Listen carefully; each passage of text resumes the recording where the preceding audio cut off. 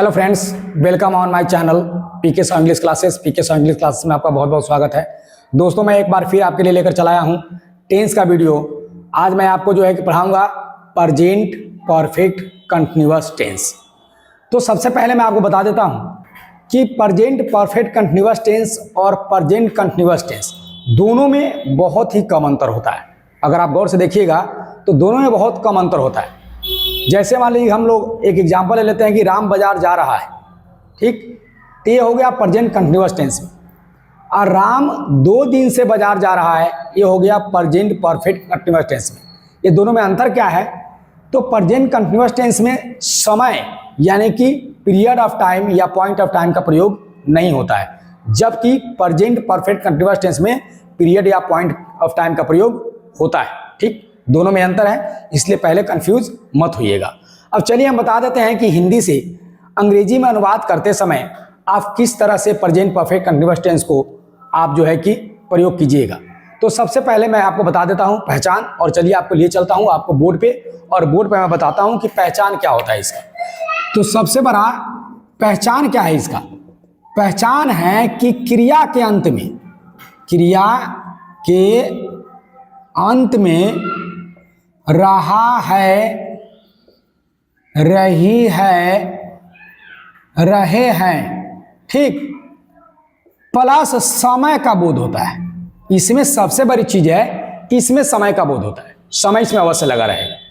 Example ले लेते हैं कि वह 2 दिन से खेल रहा है, वह 2 दिन से खेल रहा है।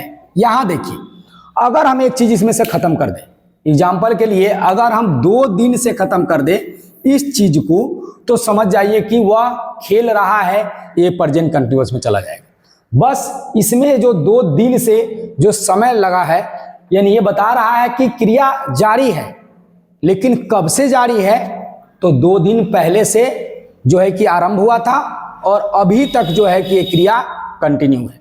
प्रेजेंट परफेक्ट कंटिन्यूअस टेंस में क्या होता है कि क्रिया जो है कि कब से आरंभ हुआ है ये दर्शाया जाता है। जैसे वह सोमवार से स्कूल जा रहा है, यानी कि उसकी जाने की क्रिया अभी जारी है और कार्य आरंभ कब से हुआ था? तो सोमवार से। यानी क्रिया के उद्गम स्थान से लेकर अब तक जारी क्रिया को दर्शाने के लिए हम लोग PPCT यानी प्रेजेंट परफेक्ट कंटिन्यूअस टेंस का प्रयोग करते हैं, याद रखिएगा, ठीक है। अब हम सीधे आपको लिए चलते हैं यहाँ पर रूल में। इसका जो है कि अलग अलग सेंटेंस का अलग अलग फॉर्मेट है। अफर्मेटिव का फॉर्मेट अलग है, नेगेटिव का अलग है, इंट्रोगेटिव का अलग है और WH का भी अलग है। तो सबसे पहले हम अफर्मेटिव का फॉर्मेट ले लेते हैं।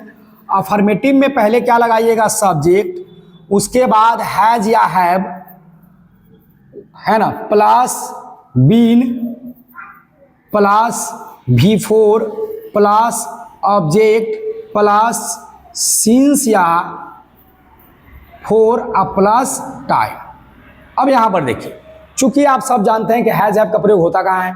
हैज का प्रयोग होता है सिंगुलर सब्जेक्ट के साथ। राम, श्याम, सीता, गीता, कोई भी जो है कि आपको नॉमिनल नाउन है, नाम है, वो सब सिंगुलर माना जाता है और सबके साथ हैज लगता है। प्रोनाउन के अगर हम देख लें तो ही के साथ, सी के साथ, जो है इट के साथ, इस सब के साथ आपका हैज का प्रयोग होता है, जबकि आई के साथ है ना हैव का, ठीक है। अब सवाल आता है कि सिंस और फोर का प्रयोग कैसे करेंगे सर? क्योंकि आपने बताया है कि या तो आप सिंस ले सकते हैं, नहीं तो फोर ले सकते हैं। तो मैं बताता हूं, देखिए, पॉइंट ऑफ टाइम यानी जितने भी दिन का नाम है, महीना का नाम है, साल का नाम है, शताब्दी का नाम है ना, जितने भी नॉमिनल टाइम है जिनका नाम है ना, उनके पहले सिंस लगेगा। और यूनिट ऑफ टाइम यानी संपूर्ण समय का एक थोड़ी सी इकाई, जैसे 2 दिन से, 2 घंटे से, 4 महीने से, 5 साल से, इससे किसी साल का बोध नहीं हो रहा है, किसी घंटा का बोध नहीं हो रहा है, किसी दिन का बोध नहीं हो रहा है ना। ऐसी अवस्था में हम क्या करेंगे?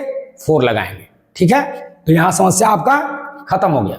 अब यहां पर इसको अनुवाद करेंगे हम, तो बनेगा कैसे? देखिए, पहले हमको सब्जेक्ट चाहिए, तो सब्जेक्ट कौन है? वह जो कार्य को करता है वही कर्ता कहलाता है। तो क्या लेंगे?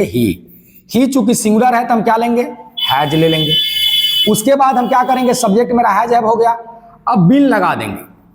क्या करेंगे? बीन। ये जो है कि इंपॉर्टेंट पार्ट और इनिशियल पार्ट ऑफ द जो है कि रूल्स है, बीन लगेगा ही, बीन। अब प्लस V4 वर्ब कहाँ है? खेलना, चलना, फिरना, हंसना, बोलना। जिस हिंदी शब्द से कुछ करने या होने का बोध हो उसे क्रिया कहते हैं। तो खेलना क्रिया है तो प्ले लगा देंगे, और प्ले में हम ING जोड़ देंगे तो हो जाएगा V4। किसी भी वर्ब 1 में ING जोड़कर उसको आप V4 में बदल सकते हैं। तो ही हैज बीन प्लेइंग, है ना।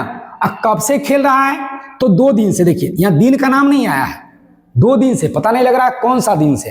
तब यहां पर हम लगाएंगे 2 के लिए 2, है ना, सॉरी, पहले लगाएंगे 4, उसके बाद 2 और उसके बाद लगा देंगे डेज। ये देखिए मेरा सेंटेंस बनकर बिल्कुल तैयार हो। अब हम आपको बताते हैं कि इस तरह से जो है कि आपका ये अफर्मेटिव सेंटेंस और अफर्मेटिव जो है एग्जाम्पल रहा। अब यहां पर आप आ जाइए डायरेक्ट यहां पर। अब आपको हम बता देते हैं नेगेटिव रूल्स क्या होते हैं। तो नेगेटिव में कुछ होता नहीं है। हैज हैव के बाद क्या लगा देते हैं? नॉट लगा देते हैं। हैज हैव के बाद नॉट लगा देते हैं, क्या बन जाता है?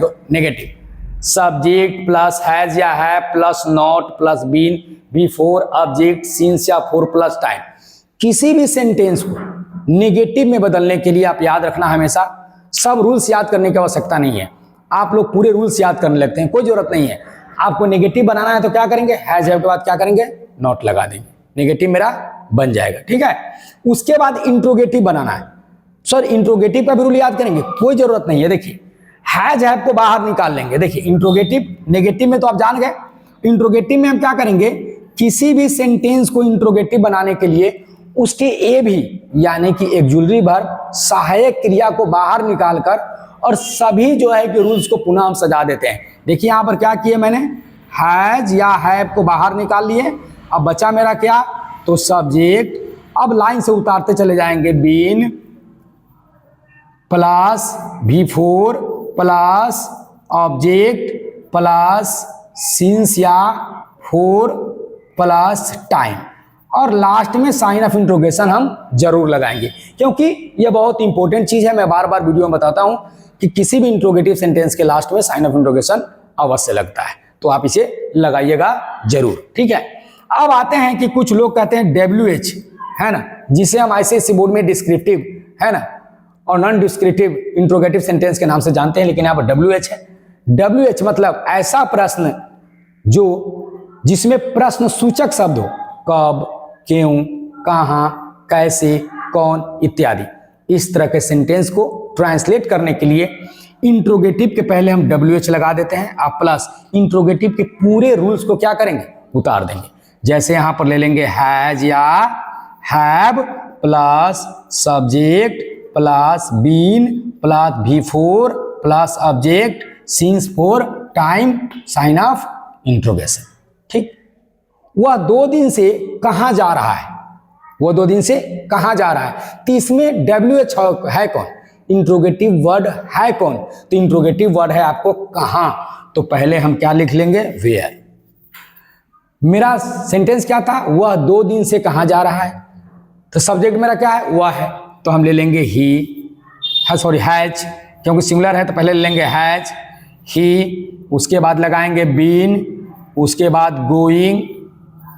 Where has he been going? कब से? तो 4 2 days। ये देखिए मेरा सेंटेंस बनकर बिल्कुल तैयार है। तो चलिए, आशा है कि आपको प्रेजेंट परफेक्ट कंटीन्यूअस टेंस को हिंदी से अंग्रेजी में अनुवाद करने में जो है रूल्स आपको बहुत मदद करेगा। अगर आप भी हमारे इस चैनल पर न्यू हैं तो फटाफट सब्सक्राइब कर लीजिए इसको, ठीक, और अपने दोस्तों में इसको जरूर शेयर कीजिएगा, ताकि दोस्त भी जो है कि सिंपल और आसान भाषा में मैं टेंस के पढ़ाता हूं। अगर आपको कोई प्रॉब्लम्स हो रहा है तो प्लीज़ हमारे मैसेज बॉक्स में जाकर मैसेज कीजिए कि हाँ सारे प्रॉब्लम्स है। हम ट्राई करेंगे कि आपको नेक्स्ट वीडियो में इसको प्रॉब्लम को सोल्यूशन कर दें। Thanks for watching this video. Thank you very much.